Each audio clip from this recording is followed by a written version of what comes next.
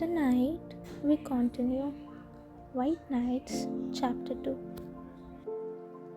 The second night.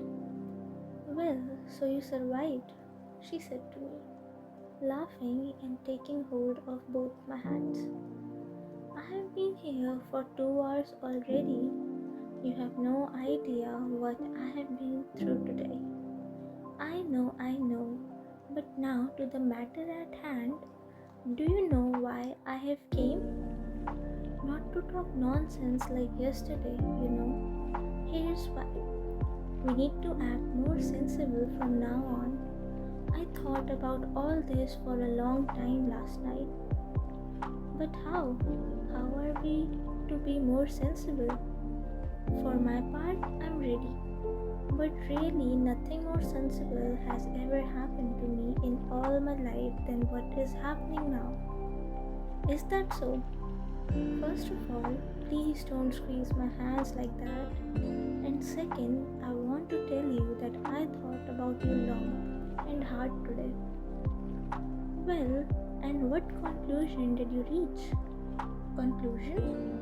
I concluded that we must begin all over again because today I came to the conclusion that I don't know you at all.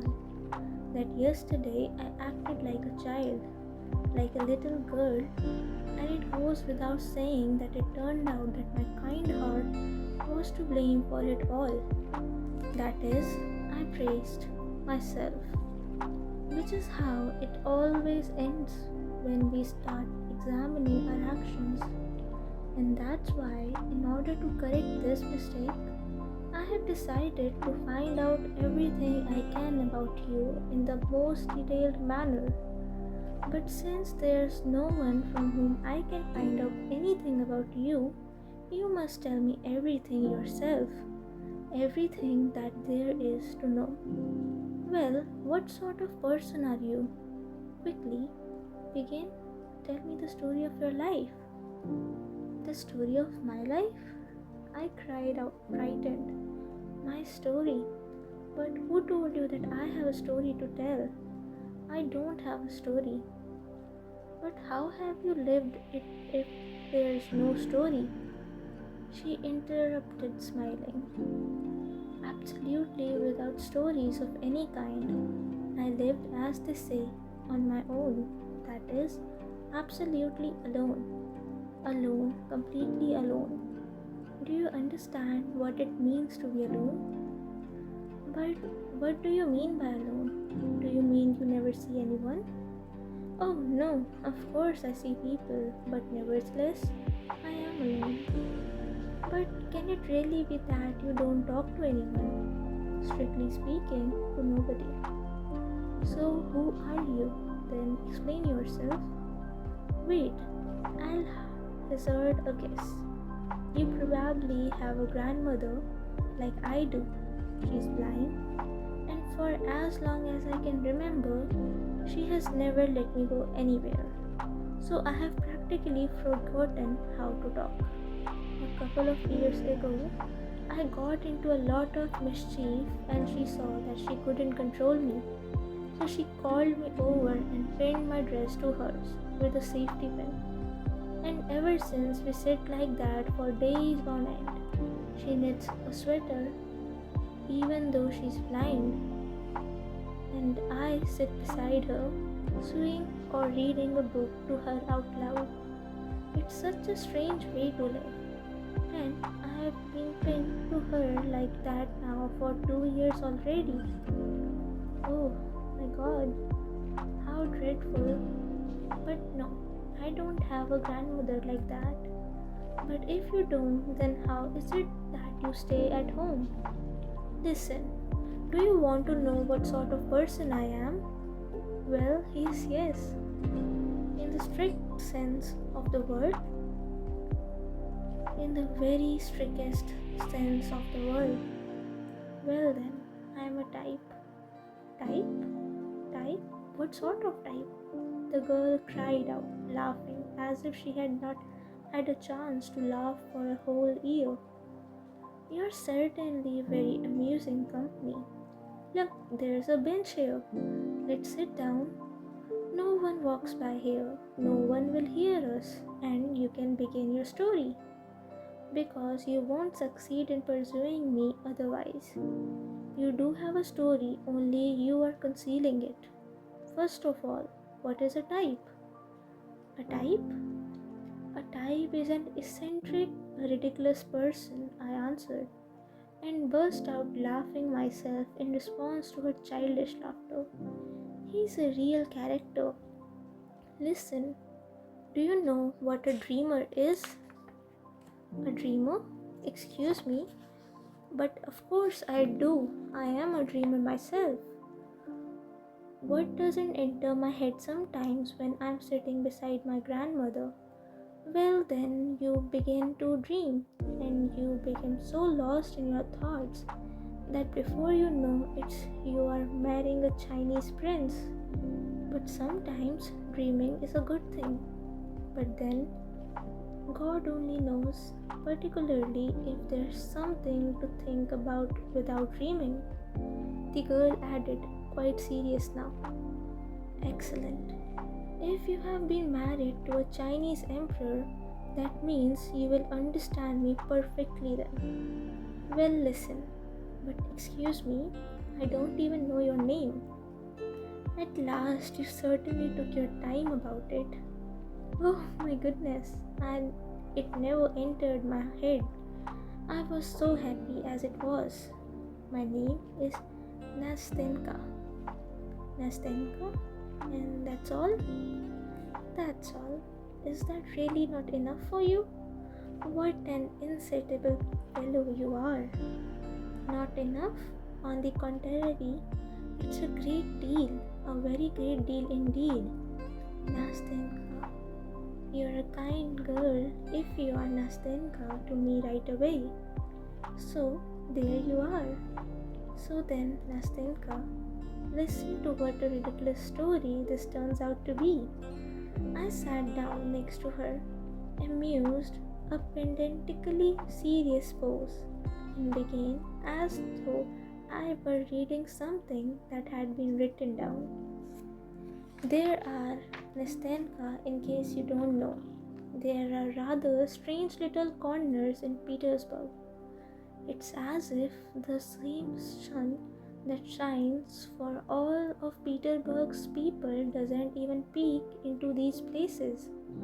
But there is another different, new sun as if specially ordered for these corners, and it shines on everything with a different special light. In these corners, dear Nastenka, it's as if a completely different kind of life is lived, one that doesn't resemble that which seats around us, but the kind that might exist in a faraway kingdom and not among us in our serious, oh so serious times. And it is this life which is a mixture of something purely fantastic, fervently ideal, and at the same time, alas, Nastenka, dully prosaic and ordinary, not to say incredibly vulgar. Uh, God heavens, what an introduction! Whatever will I hear next? You will hear, Nastenka. It seems that I shall never tire of calling you Nastenka. You will hear that in these corners live strange people, dreamers. A dreamer, if you require a precise definition, is not a man, but some sort of sex-lex being. You see, for the most part, he makes his home somewhere in an inaccessible corner as if he were hiding there even from the light of day, and once he goes into hiding, he sticks to his corner like a snake. Or at any rate, he very much resembles in this regard that entertaining animal, both animal and house at the same time, which is called a tortoise. What do you think? Why does he so love his own four-wall, which is certain to be painted green, covered with soot, drenched and unforgivably grimy with tobacco smoke. Why does this ridiculous gentleman, when one of his few acquaintances comes to visit him, and he ends up losing all his acquaintances? Why does this ridiculous person greet him with such embarrassment, such a changed countenance, and such confusion, as thought he had just committed a crime within his four walls, as thought he had been forging counterfeit notes or some little poems to be sent to a journal with an anonymous letter in which it is revealed that a true poet has died and that his friend considered it his sacred duty to publish his ditties. Why, tell me, Nastenka, does the conversation between these two interlocutors never get going? Why does neither laughter nor some lively remark fly from the tongue of the completely unexpected and perplexed friend who, in different circumstances, likes to laugh a great deal, as well as engage in lively banter and conversations about the fair sex and other cheerful subjects? And why, finally, does this friend, probably a recent acquaintance, making his first visit? Because in this case, there will not be a second, and the friend won't come again. Why does this friend become so embarrassed, so stiff, all his wit notwithstanding, if indeed he has any, as he looks at the crescent fallen face of his host, who in turn has already managed to become completely flustered and utterly muddled after gigantic but futile efforts to smooth over and keep the conversation going, to show his knowledge of the ways of the world, to talk too about the fair sex, and at the very least, but such defense to please the poor person who had turned up at the wrong place and mistakenly come to visit him? Why, finally, does the guest suddenly grab his hat and quickly leave, having remembered all of a sudden some very urgent business which never existed, and somehow or other extricate his hand from the warm handshake of his host, who, in every possible way, was trying to show his regret and set right that which had been lost? Why does the departing friend chortle as he goes out the door, there and then, vowing never to visit this crackpot, even though this crackpot is truly a most excellent fellow?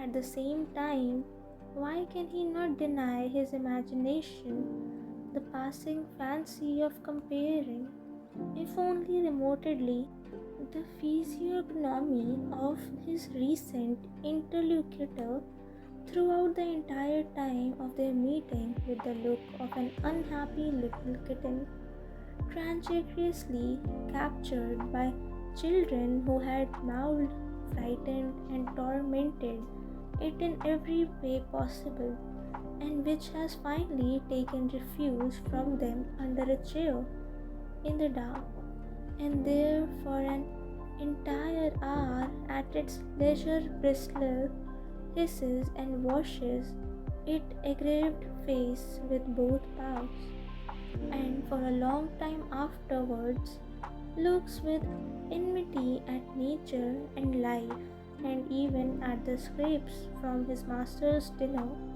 which the compassionate housekeeper had saved for him. Listen, interrupted Nastenka, who all this time had been listening to me in amazement, with her eyes and little mouth wide open. Listen, I absolutely do not know why all this happened and why you are putting such ridiculous questions to me. But what I do know for certain is that all these adventures certainly happened to you, word for word. Without a doubt, I answered with the most serious expression. Well, as there's no doubt, then continue. Nastenka answered, because I very much want to know how it all ends. You want to know, Nastenka, what our hero was doing in his corner, or rather, what I was doing, for the hero of this whole affair is myself, my own humble person. You want to know why I became so alarmed and was flustered for an entire day by the unexpected visit of a friend? You want to know why I was so startled, why I blushed so when the door to my room opened, why I didn't know how to receive my guest, and why I floundered so shamefully under the weight of my own hospitality? Well, yes, Nastenka answered. That's the whole point. Listen, you tell it splendidly, but could you tell it somehow less splendidly? Otherwise, you talk as though you were reading from a book. Nastenka, I answered in a dignified and stern voice, secretly holding back my laughter. Dear Nastenka, I know that I am telling it splendidly. I plead guilty, but I don't know how to tell it differently. Now, dear Nastenka, now I am like King Solomon's genie trapped in an earthenware urn from 1,000 years under 7 seals, and from which these 7 seals were at last removed. Now, dear Nastenka, when we have come together again after such a lengthy separation, because I have known you for a long time, Nastenka, because I have long been searching for someone, and that is a sign that I was looking precisely for you, and that we were fated to meet now. Now, in my head, thousands of valves have opened, and I must set loose this river of words, or I will choke to death. So then, I ask that you not interrupt me, Nastenka, but listen obediently and dutifully. Otherwise, I'll keep my silence. No. By no means. Speak. I won't say another word.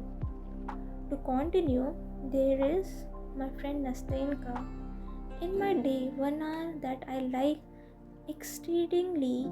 It is the hour when almost all business, duties, and engagements are coming to an end, and everybody is hurrying home to dinner, to lie down and rest. And there and then, as they are making their way home, they conclude other cheerful schemes pertaining to the evening, the night, and all the rest of their free time. At this hour, our hero too, for allow me, Nastenka, to tell the story in the third person, because it's terribly embarrassing to tell all this in the first person. So then, at this hour, our hero too, who has also not been idle, walks along behind the others. But a strange sense of pleasure plays in his pale, somewhat rumpled face. With feeling, he looks at the sunset, which slowly fades away in the cold Peterburg's sky. When I say he looks, I'm lying. He doesn't look. But he contemplates it somehow without thinking, as if he were tired or preoccupied at the same time with some other more interesting object, so that he can only cursorily, almost involuntarily, spare time for everything around him.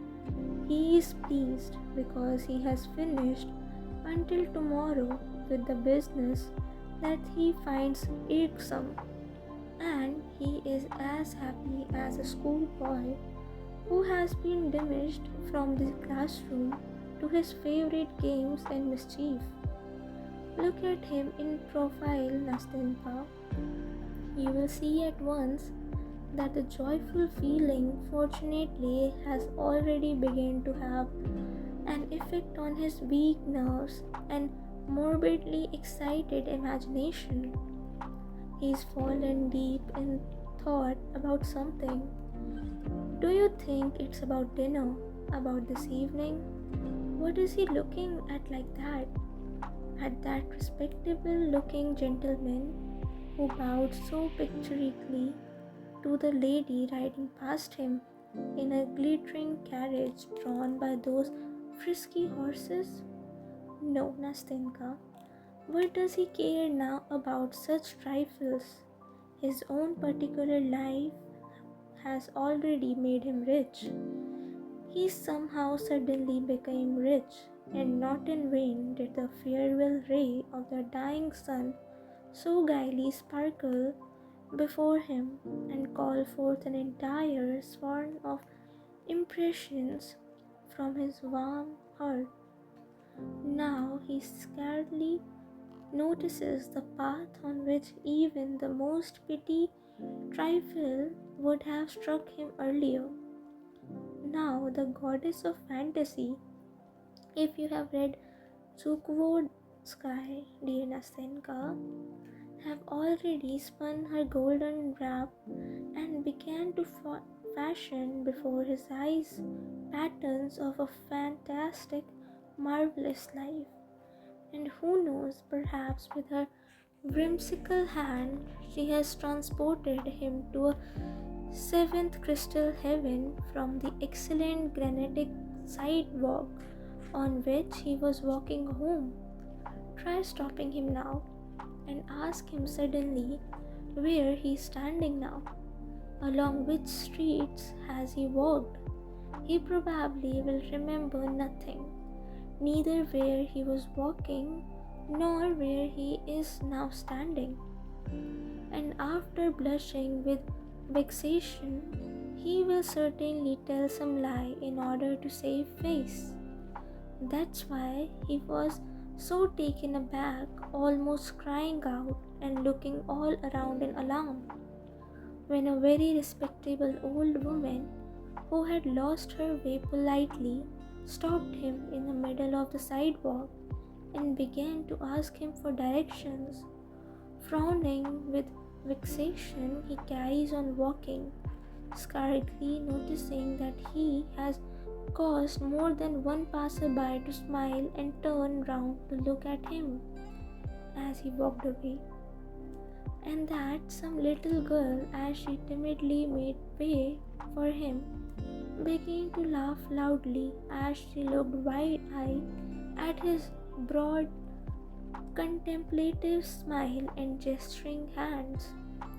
But the same fantasy caught up in its playful flight the old woman and the curious passerby and the laughing girl and the peasants who were spending their night right there on the paths that crowded the Fantonka.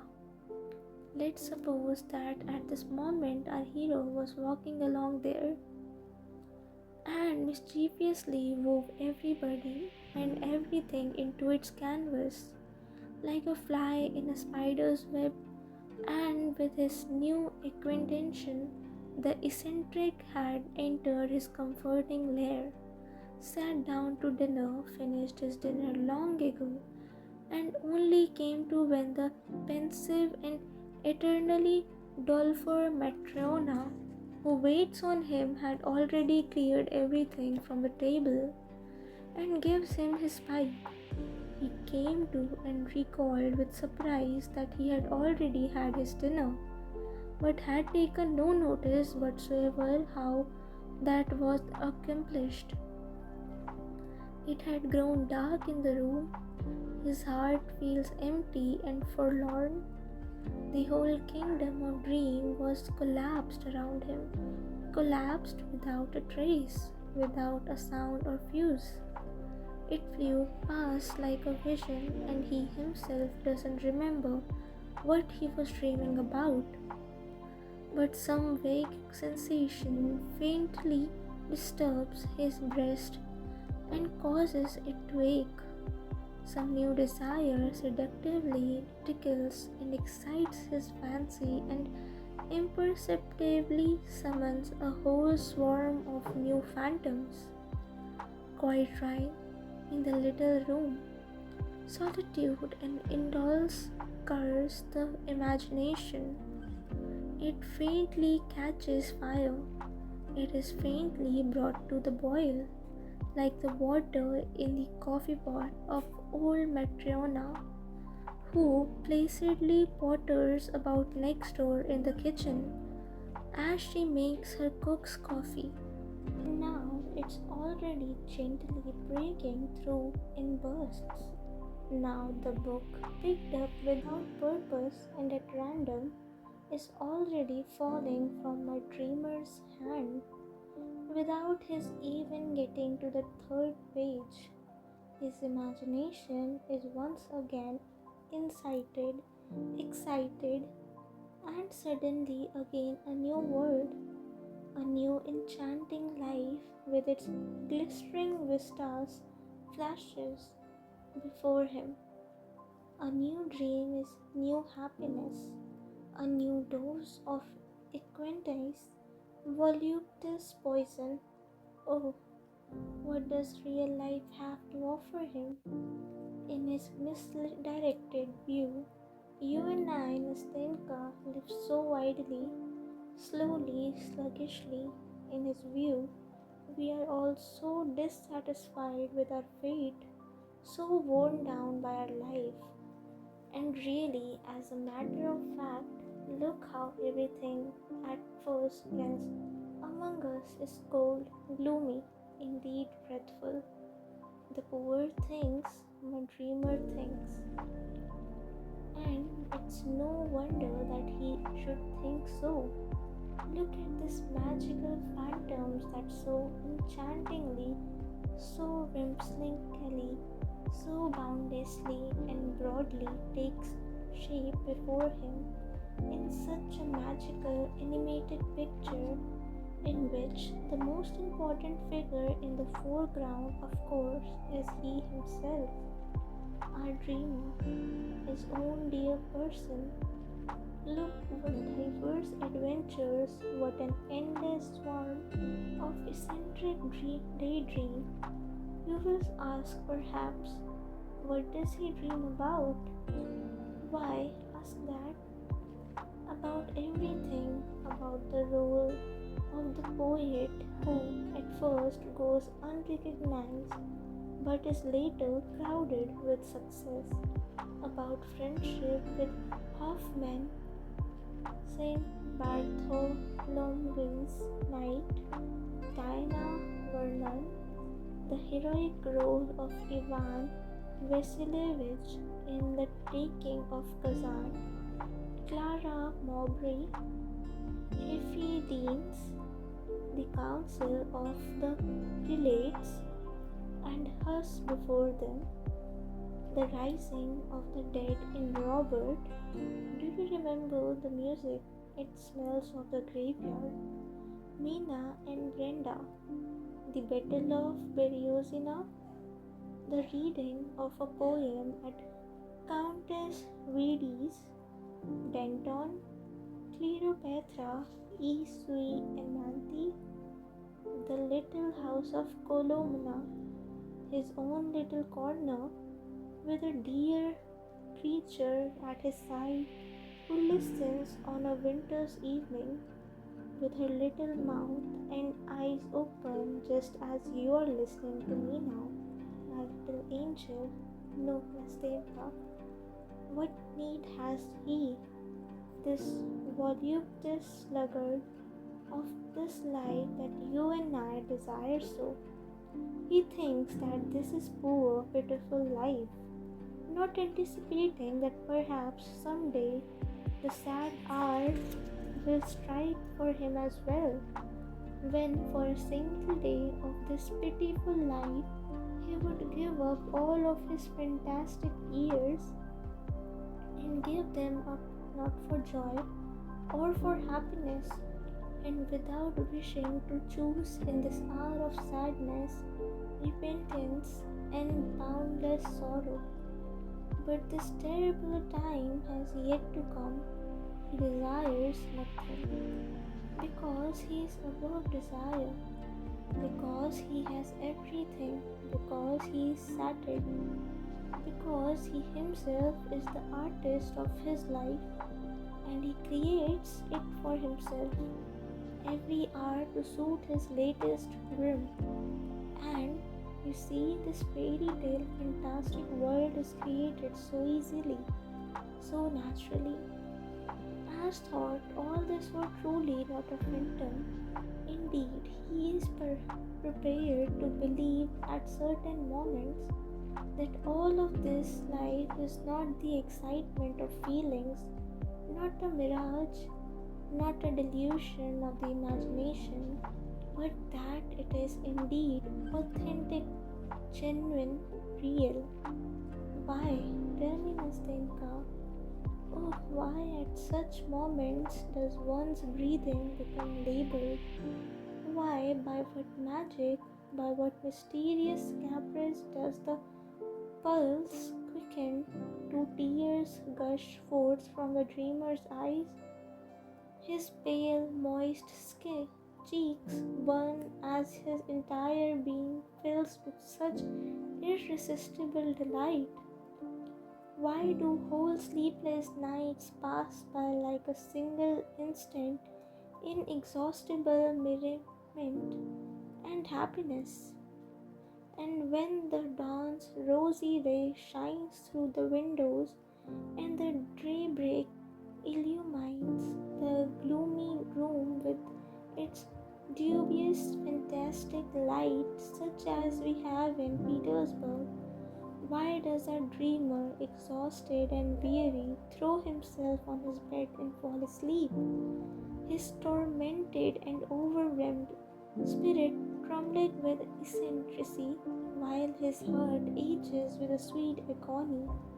Yes, Nastenka, you deceive yourself and unwittingly and dispassionately believe that it is a genuine, true passion that disturbs his soul. You unwittingly believe that there is something alive and tangible in this incorporeal daydreams. But you see, it's all a delusion. Take, for example, the love that has pierced his breast with all its inexhaustible joy, with all its wearisome torments. Just look at him and you'll be convinced. Would you believe when you look at him, dear Nastenka, that indeed he has never known her whom he loves so in his frenzied daydreams? Can it be that he has only seen her in certain captivating phantoms and only dreamed this passion? Can it really be that they have not spent so many years of their lives together, hand in hand, alone, just the two of them, having forsaken the entire world, and each uniting their life, their world with the life of their friend?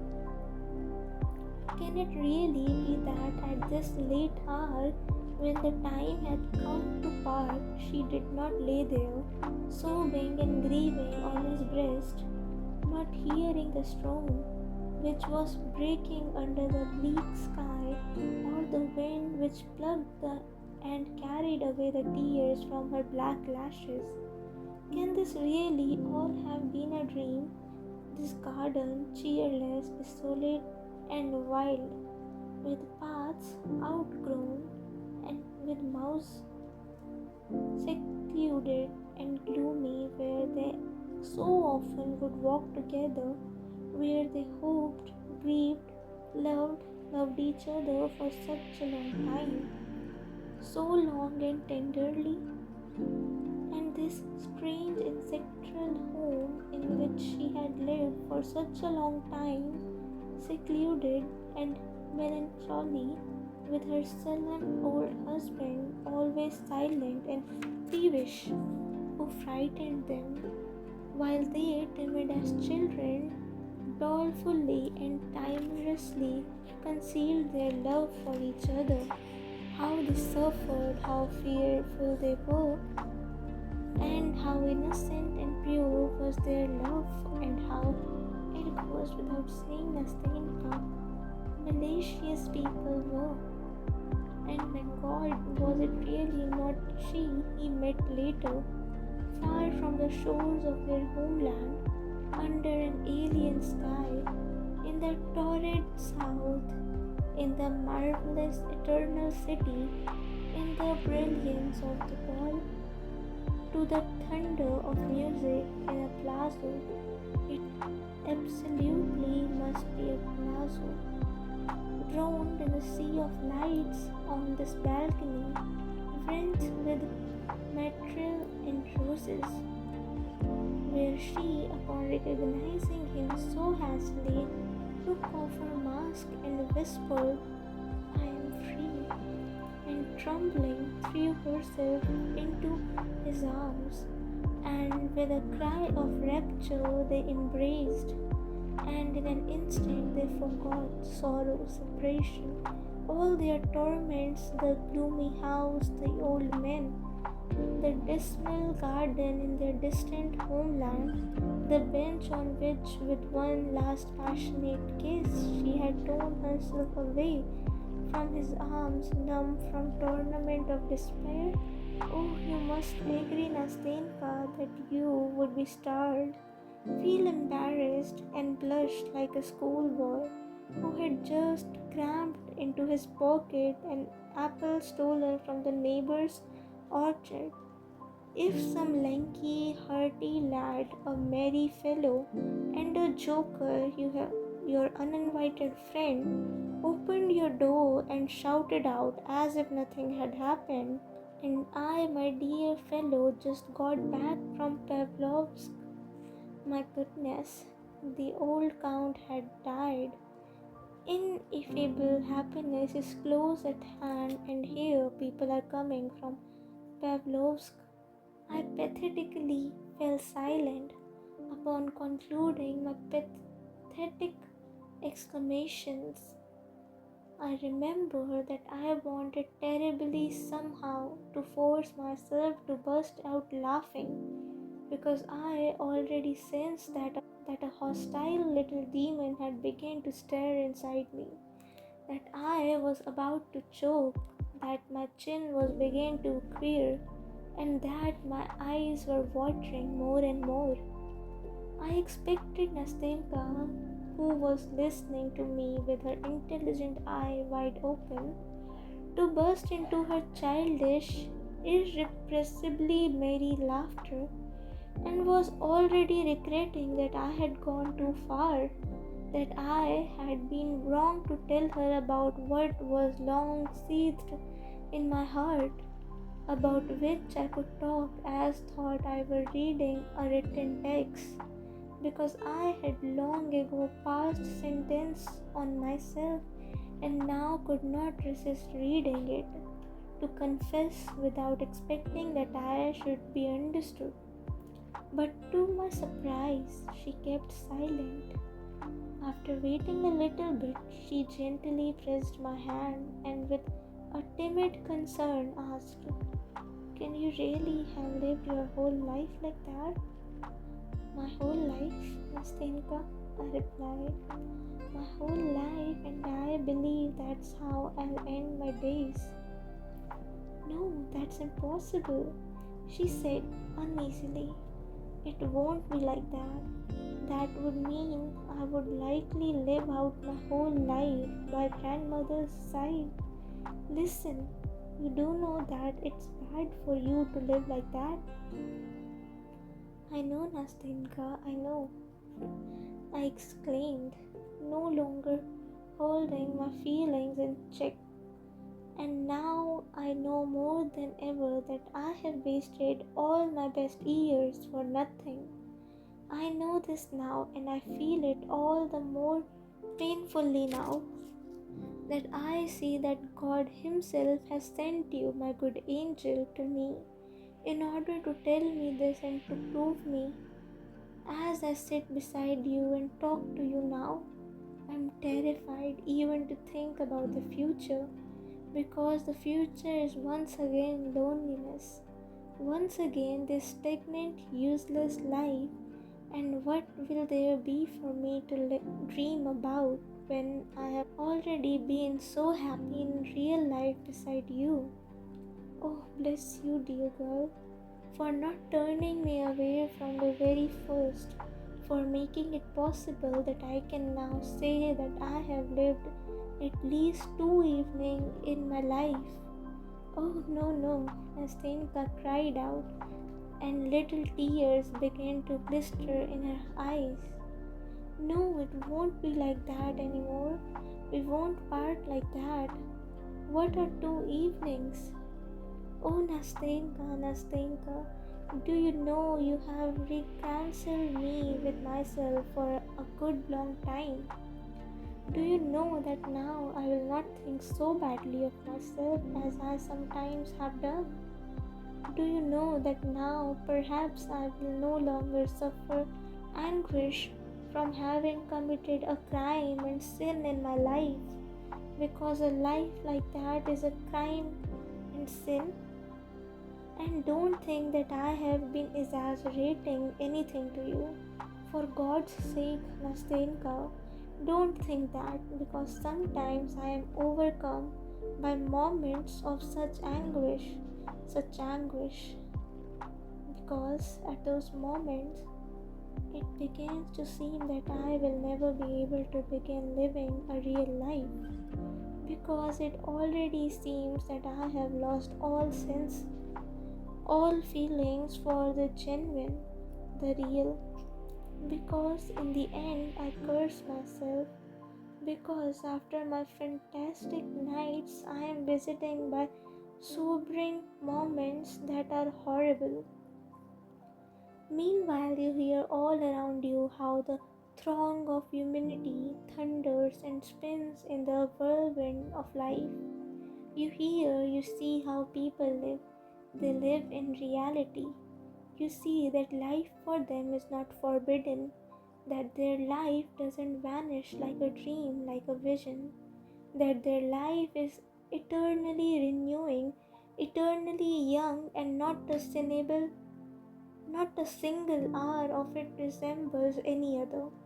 Whereas how cheerless and monotonously banal is the timorous fantasy, the slave of a shadow, of an idea, the slave of the first cloud that suddenly obscures the sun and fills with anguish the heart of every true Petersburger, which holds its son so dear. But what sort of fantasy is there to be found in anguish? You sense that this inexhaustible fantasy is finally growing tired, that it is becoming exhausted under constant strain, because you see you are growing into manhood. You are outgrowing your formal ideals, they are being smashed to dust, to bits and pieces, and if there is no other life, then you must blind it from these bits and pieces. But meanwhile, your soul yearns and pleads for something else, and in vain does the dreamer rack through his old dreams as if they were ashes, searching in these ashes for at least some little spark in order to fan it into flames, and with this rekindled fire warm his heart, which has grown cold, and resurged in himself once again. Everything that he had held dear, that had touched his soul, that had made his blood boil, that had brought tears to his eyes, and had so splendidly deceived him. Do you know, Nastenka, how long I have fallen?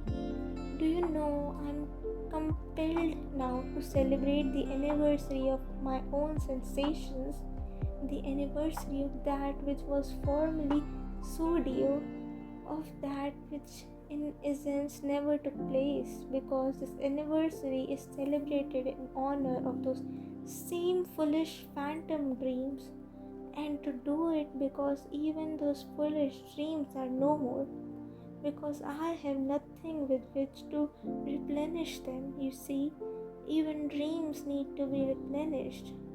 Do you know that I now like to recall and visit at certain times places where I was once happy in my own way?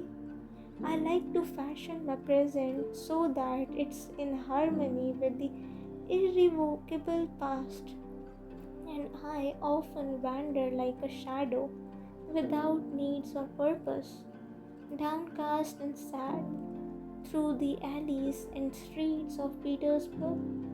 And what memories you recall, for instance, what exactly a year ago now, exactly at this very same time, at this very same hour, you wandered alone this very sidewalk, just as lonely, just as downcast as you are now, and you recall that your dreams were sad then as well, and even though it was not better than nevertheless, you somehow feel that it was easier, that you lived more comfortably, that there wasn't this black brooding that troubles you now, that you didn't have these plank and pangs, conscience, these gloomy, dismal pangs that now give you no peace nights or day, that you ask yourself, where are your dreams? And you shake your head and say, how quickly do the years fly by? And again you ask yourself, what have you done with your years? Where have you buried your best days? Did you live or not? Look, you say to yourself, look how cold the world is becoming. More years will pass, followed by gloomy solitude, and then doddering old age will come on the walking stick, to be followed by anguish and despondency. Your fantastic world will grow pale, your dreams will wither, die, and scatter like yellow leaves from the trees. Oh, Nastenka, it will be sad, to be left alone, quite alone, and not even have something to regret. Nothing, absolutely nothing. Because all that I have lost, all this, it was all nothing, a stupid round zero. It was merely a dream.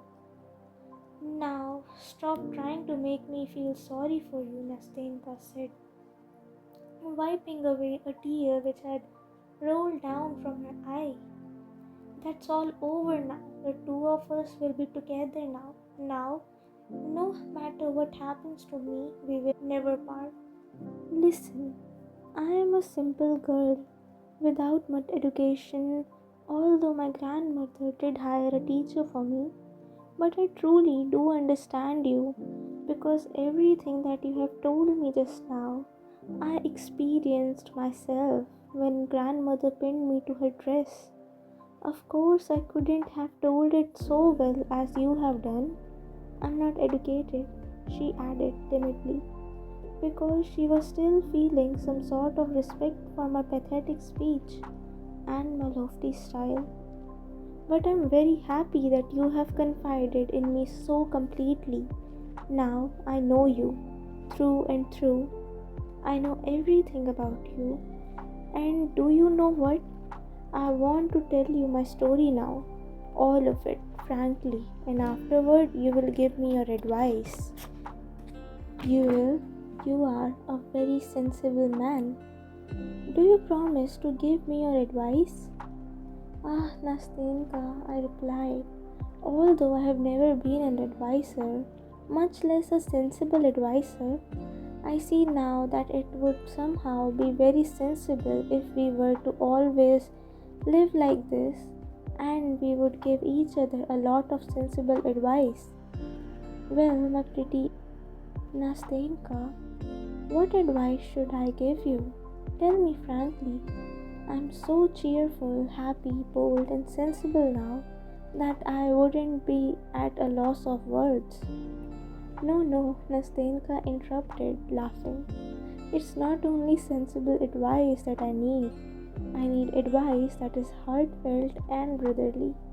I thought you had loved me all your life. All right, Nastenka, all right. I cried out in delight, and if I had already loved you for 20 years, I still couldn't have loved you more than I do right now. Give me your hand, Nastenka said. Here it is, I answered, as I gave her my hand. And so, let's begin my story. Nastenka's story. Half of my story you already know. That is, you know that I have an old grandmother. If the other half is as short as this one, I interrupted, laughing. Keep quiet and listen. First of all, a condition. You are not to interrupt me, or else I'll very likely get murdered. Now, listen quietly.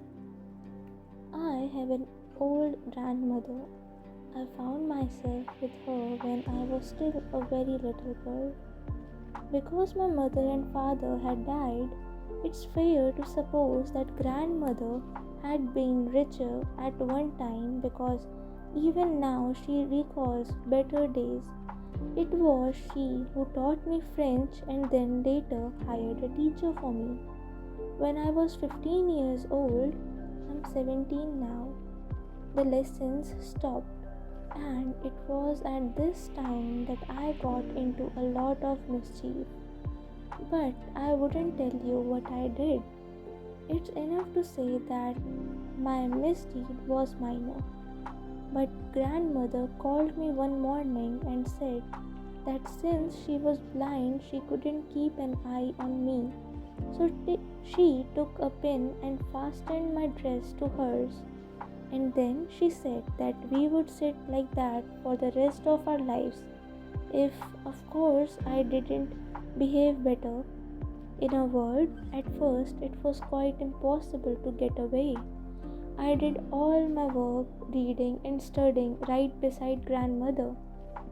I once tried to play a trick with her and talked Fyodor into sitting in my place.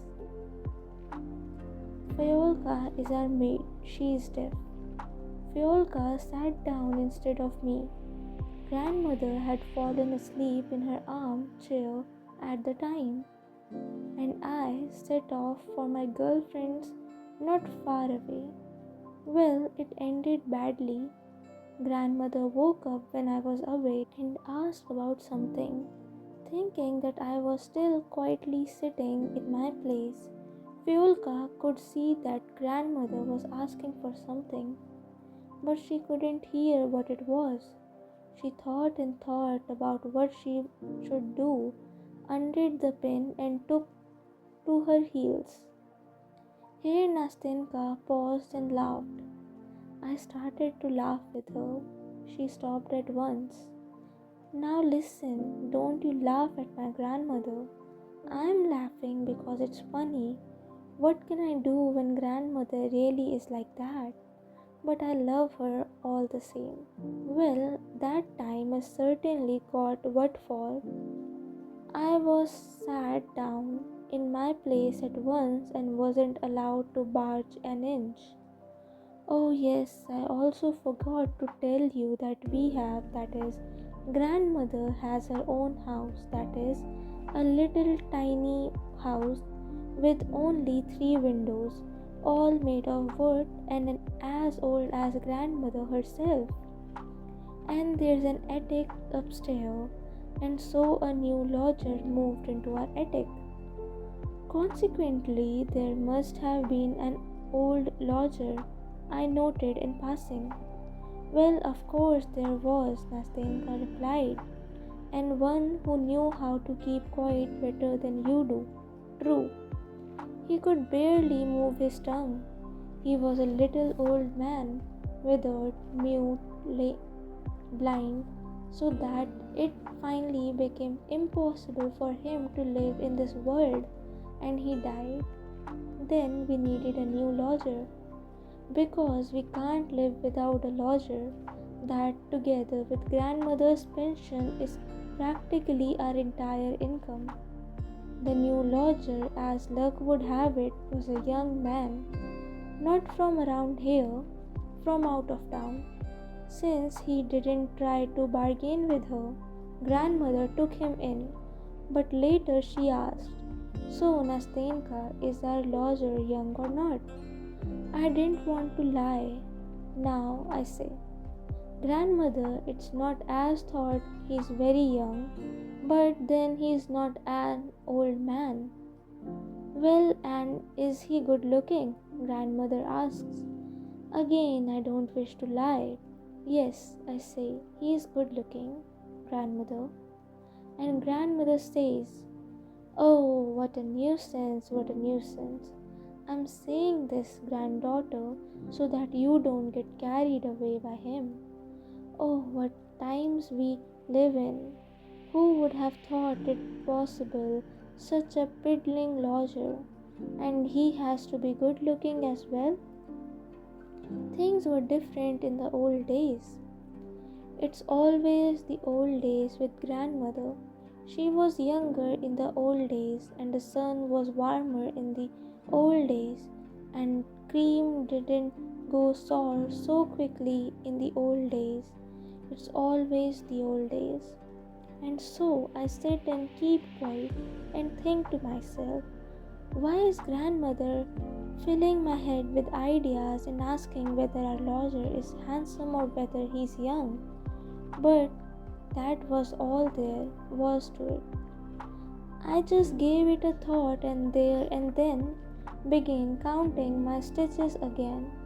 I was knitting stockings and then completely forget about it. And then one morning the lodger came to ask about his room being wallpapered as he had been promised. One thing led to another. Grandma is talkative, you see, and she says, "Go to my bedroom, Nastenka, and bring me my accounts." I immediately jumped up, blushing, I don't know why, and I had forgotten that I was sitting there pinned to grandmother. I didn't quietly unpin myself so that the lodger wouldn't see. No, I dashed off so that grandmother's chair went flying. When I saw that the lodger now knew everything about me, I blushed, stood there as if I were rooted to the ground, and bursted into tears. I became so ashamed and miserable at that moment that life didn't seem worth living. Grandmother shouts, "Why are you just standing there?" which made me cry even more. When the lodger saw this, when he saw that I was embarrassed on account of him, he took his leave and went away at once. From that moment on, I would practically die at the slightest sound in the entrance hall. "There goes the lodger," I would say to myself, and quietly undo the pin just in case. Only it was never him, he never came. 2 weeks passed, the lodger sent word to Fyodor that he had a lot of French books and that they were all good books, suitable for me to read. Wouldn't grandma like me to read them to her, so that we wouldn't be bored? Grandmother accepted with gratitude, but she kept asking if the books were moral or not. Because if the books were immoral, then you, Nastenka, she says, must not read them under any circumstances. You will learn bad things. And what would I learn, grandmother? What's written in them? "Oh," she says, "they describe how young men led well-behaved girls astray, how under the pretense of wanting to marry them, they carry them off from their parents' house, how they later abandon these unfortunate girls to the whim of fate, and how they then perish in the most lamentable manner." Grandmother says, I've read a lot of books like that, and everything, she says, is so wonderfully described that you sit up all night quietly reading. So you, Nastenka, she says, see that you don't read them. What kind of books, she asks, has he sent? They are all novels by Walter Scott, grandmother. Novels by Walter Scott? But wait just a minute, there must be some sort of shenanigans going on there. Take a good look to see if he slipped a little love note in one of them. No, I say, grandmother, there isn't a note.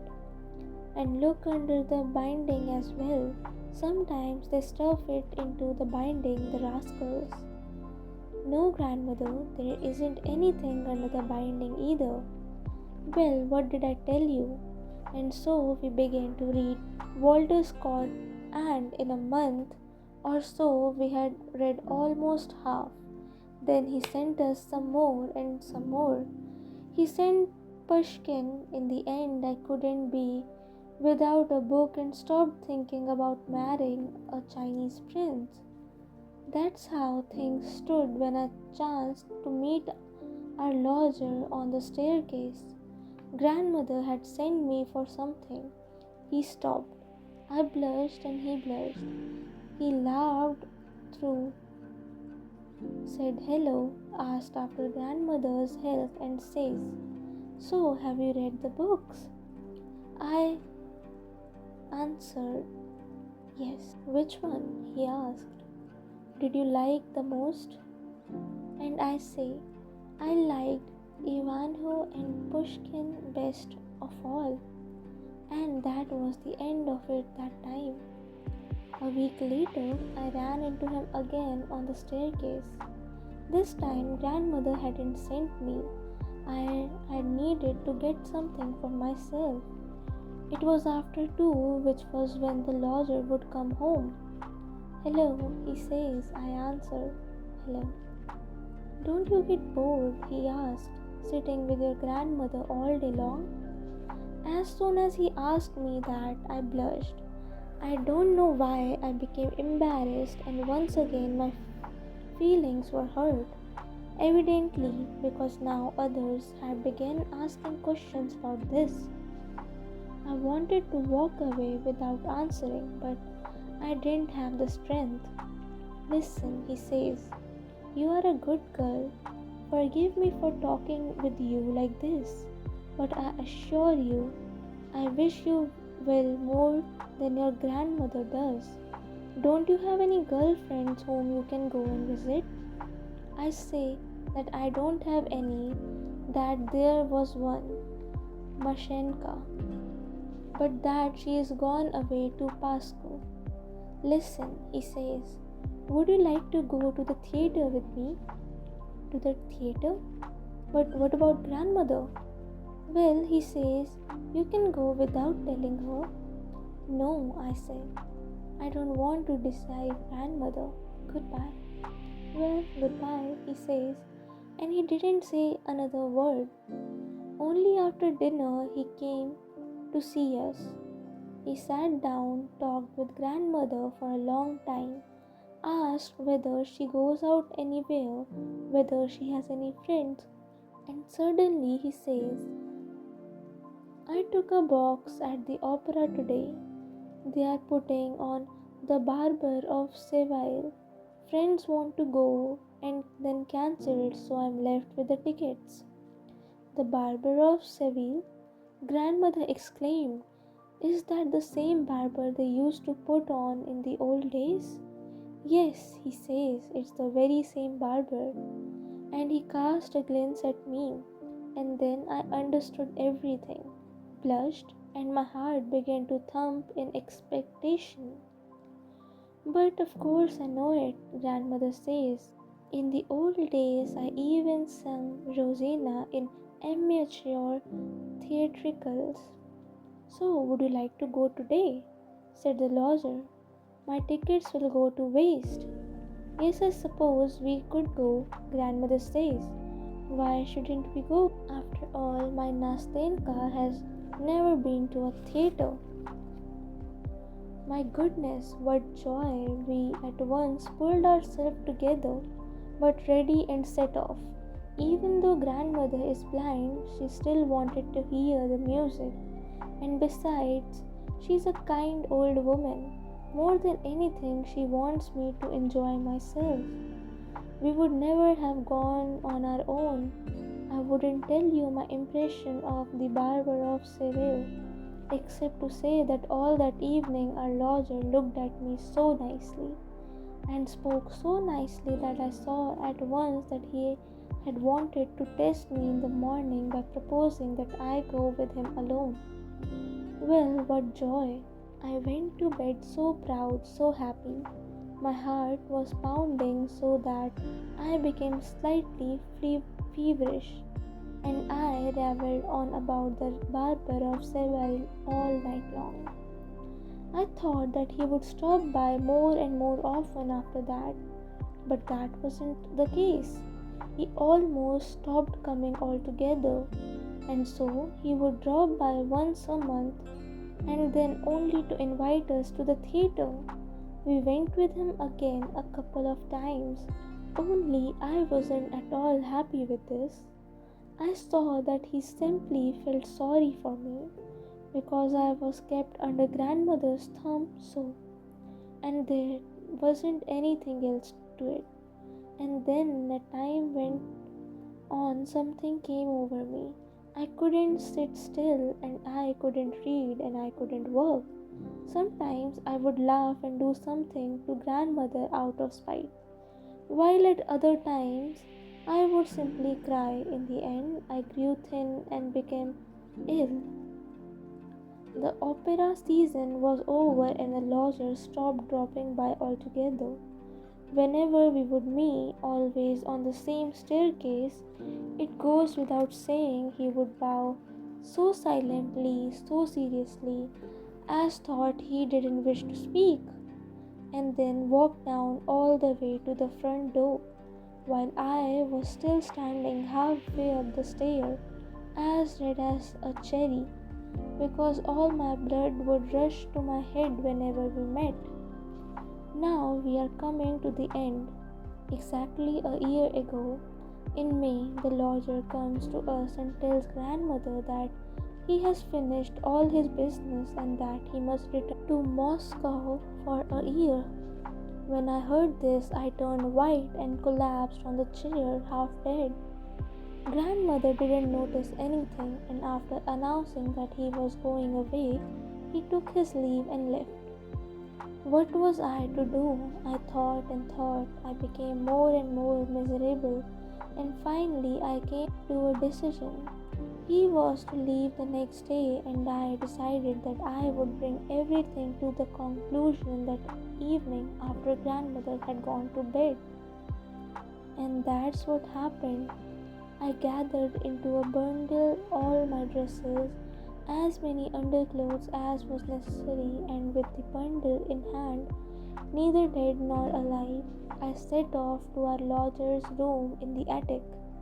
I think I spent an entire hour walking up that staircase. When I opened his door, he cried out upon seeing me, when he thought that I was a ghost, and rushed to get me some water, because I could scarcely stand on my own feet. My heart was pounding so that my head ached, and my thinking had become confused. When I came to my senses, I began straightway by placing my bundle on his bed, sat down next to it, buried my face in my hands, and let loose floods of tears. He seemed to understand everything in an instant, and stood before me pale, looking at me with such sadness that it broke my heart. "Listen," he began. "Listen, Nastenka. I couldn't do anything. I am a poor man. I don't have anything yet, not even a decent job. How would we live if I were to marry you?" We talked for a long time, but in the end, I worked myself into such a state that I said I couldn't live with grandmother, that I would run away from her, that I didn't want to be pinned to her, and that if he liked, I would go with him to Moscow. Because I couldn't live without him, shame and love and pride spoke in me all at once, and I collapsed on his bed almost in convulsion. I was so afraid of a refusal. He sat in silence for several minutes, then got up, walked over to me, and took me by the hand. Listen, my dear, my sweet Nastenka, he began, also through tears. Listen, I swear to you that if ever I am in the position to marry, then you will certainly be the one to make me happy. I assure you that now only you alone can make me happy. Listen, I am going to Moscow and will stay there for exactly 1 year. I hope to put my affair in order when I return, and if you have not stopped loving me, then I swear to you that we will be happy. But this is impossible now. I can't. I don't even have the right to promise something. But I repeat, if this doesn't happen in a year's time, then it certainly will someday. It goes without saying, but only in the event that you don't prefer somebody else to me, because I cannot and dare not bind you to any sort of promise. That's what he told me, and the next day he went away. We both agreed not to say a word about this to grandmother. This is how he wanted it. Well, now my story is almost finished. Exactly a year has passed. He has arrived. He has been here already 3 whole days, and and what? I cried out, impatient to hear the end. And he still hasn't showed himself. Nastenka answered, as if summoning up all her strength. There has been neither hide nor hear of him. Here she stopped, fell silent for a bit, bent her head, and suddenly, having covered her face with her hand, began to sob so hard that it broke my heart. I wasn't at all expecting an ending like that. Nastenka, I began in a timid and ingratiating voice. Nastenka, for goodness sake, don't cry. How do you know? Maybe he hasn't arrived yet. He's here, Nastenka rejoined. He's here, I know it. We made an agreement back then, on that evening before his departure, that we had already said everything that I have told you, and we had came to an agreement. We came out here for a stroll right on this very embankment. It was 10 o'clock. We were sitting on this bench. I had stopped crying and I was enjoying listening to him talk. He said that upon his arrival he would come to us at once, and if I didn't refuse him, then we would tell grandmother about everything. Now he's arrived, I know it, and he hasn't come. He hasn't. And once again she broke down in tears. Good heavens, is there really nothing I can do to ease your sorrow? I cried out, jumping up from the bench in despair. Tell me, Nastenka, couldn't I at least go and see him? Could that really be possible? She said, suddenly raising her head. No, of course not. No, I said, after giving it some thought. But here's what you could do. Write a letter. No, that's impossible. I couldn't do that, she answered resolutely. But she had already lowered her head and wasn't looking at me. How is it that you can't? Why can't you? I continued, taking up my idea. Better you know, Nastenka. You need a certain kind of letter. There are letters, and then there are letters, and oh, Nastenka, it's true. Believe me. Believe me, I wouldn't give you a bad advice. All this can be arranged. It was you who took the first step. Then why can't you now? I can't. It would seem as I was forcing myself on him. Oh, my dear little Nastenka, I interrupted, not concealing a smile, not at all, no. You, of course, have a right to, because he promised you, and everything tells me that he is a delicate person, that he conducted himself properly. I continued, becoming more and more enraptured with the logic of my own arguments and convictions. How did he conduct himself? He bound himself with a promise. He said that he would not marry anyone but you if he does marry. He left you completely free to refuse him even now. Under such circumstances, you may take the step first. You have the right, you have the advantage over him. If, for example, you should wish to release him from his promise, listen, how would you write it? What? Why this letter? I would write it like this: Dear Sir. Is this dear sir absolutely necessary? Absolutely, but then again, why should it be, I suppose? Well, go on. Dear sir, forgive me for. But no, we don't need any forgiveness. Here's the fact itself justifies everything. Write simply, I'm writing you, forgive my impatience. But for a whole year, hope alone has made me happy. Am I to blame that I cannot now bear even a day of doubt? Now, when you have came back, perhaps you have changed your intentions. Then this letter will tell you that I do not complain, nor do I blame you.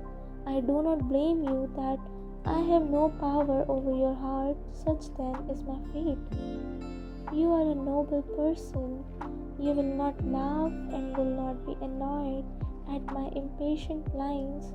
Remember that they are written by a poor girl, that she is alone, that she has no one to teach her or to advise her, and that she has never been able to control her heart.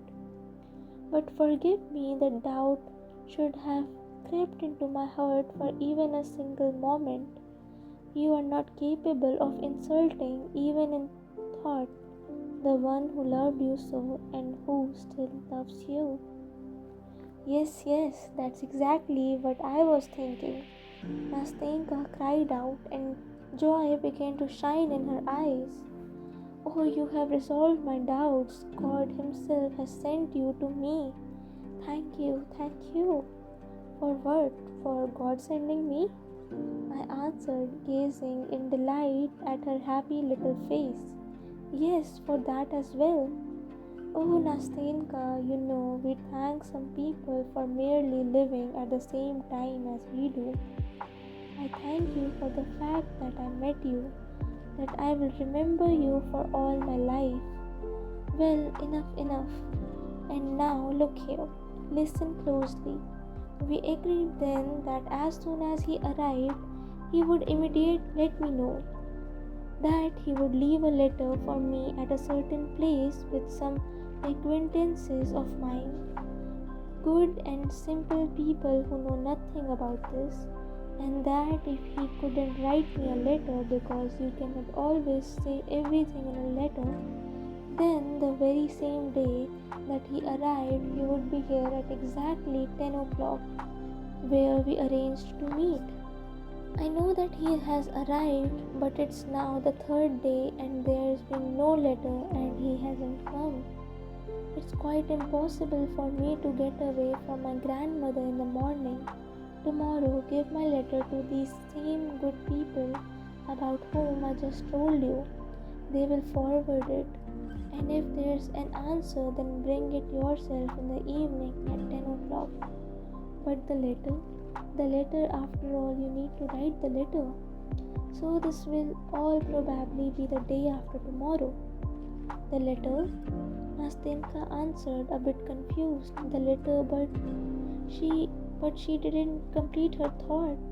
At first, she turned her little face away from me, blushed like a rose, and suddenly I felt in my hand a letter that had evidently been written long ago, sealed and all ready to go.